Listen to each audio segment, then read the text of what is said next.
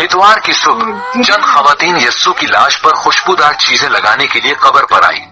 वो जानती थी कि यस्सु की कब्र पर एक बड़ा पत्थर पड़ा है और सोचती थी कि वो इसे कैसे हटा पाएंगी। जब वो वहां पहुंची तो पत्थर पहले ही से हटा हुआ था। यस्सु की लाश वहां न थी और कब्र में फरिश्ते थे। फरिश्तों ने कहा, यस्सु जी उठा है, जाओ और उसके शागिर्दों को बताओ। खवातीन ने शागिर्दों को बताया और पतरस और यूहन्ना खुद यस्सु की कब्र देखने के लिए भागे। उन्हें वहां सिर्फ यस्सु का कफन मिला और वो अजीब उलझन का शिकार होकर घर वापस आ गए। इसके बाद शागिर्द एक कमरे में इकट्ठे बैठे थे। वो इस वाक़े के मुताल्लिक बातें कर रहे थे कि क्या हुआ है कि यस्सु उन पर जाहिर हुआ। वो बहुत डर गए और समझे कि ये कोई भूत है। यस्सु ने कहा, डरो मत, मेरे हाथ और पांव देखो, ये मैं हूं, आओ और मुझे छुओ। भूत को छुआ नहीं जा सकता और भूत खाते भी नहीं, लेकिन मैं तो भूख महसूस कर रहा हूं। बस उसने थोड़ी सी मछली खाई और उनको बताया, सहीफों में साफ लिखा है कि मसीह दुख उठाएगा और मरेगा और फिर मुर्दों में से जी उठेगा।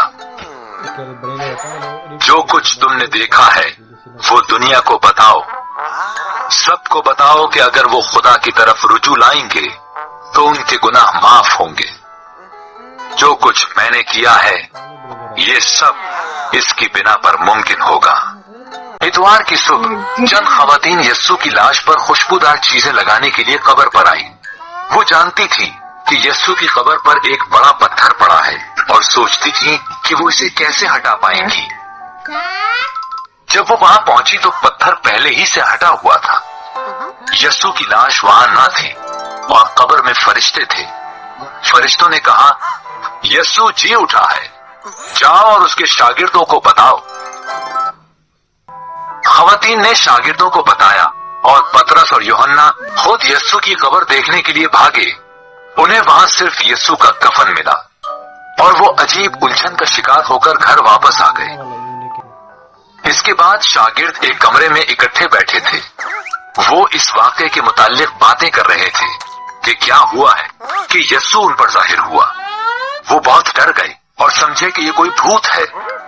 यस्सु ने कहा, डरो मत, मेरे हाथ और पांव देखो, ये मैं हूं, आओ और मुझे छुओ।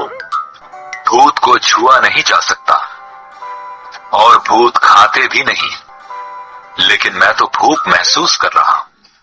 बस उसने थोड़ी सी मछली खाई और उनको बताया, सहीफों में साफ लिखा है कि मसीह दुख उठाएगा और मरेगा और फिर मुर्दों में से जी उठेगा। जो कुछ तुमने देखा है वो दुनिया को बताओ, सबको बताओ कि अगर वो खुदा की तरफ रुजू लाएंगे तो उनके गुनाह माफ होंगे।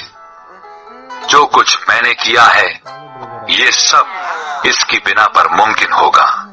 इतवार की सुबह चंद खवातीन यस्सु की लाश पर खुशबूदार चीजें लगाने के लिए कब्र पर आई।